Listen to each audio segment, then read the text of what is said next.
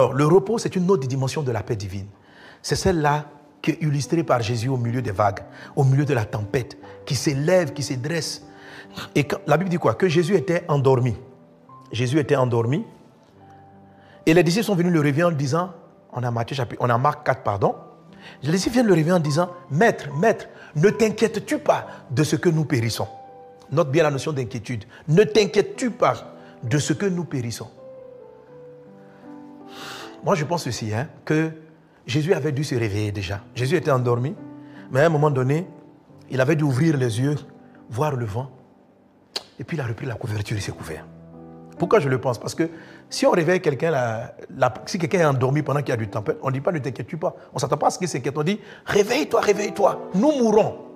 Mais ils l'ont réveillé en disant ne t'inquiète-tu pas. C'est-à-dire, tu vois bien qu'il y a de la tempête et puis tu ne fais rien. Donc je suppose que Jésus était endormi. Il a dû se réveiller, voir un peu la tempête. Et puis il a bien mis l'oreille là et puis il s'est couché. Je dis mais maître, on doit s'inquiéter. On doit s'inquiéter. Et Jésus n'était pas inquiet. Jésus était au repos. Et le repos de son sommeil, lorsque Jésus sort du sommeil, il est dans le calme, il regarde la tempête. Tais-toi. Et le vent se calme.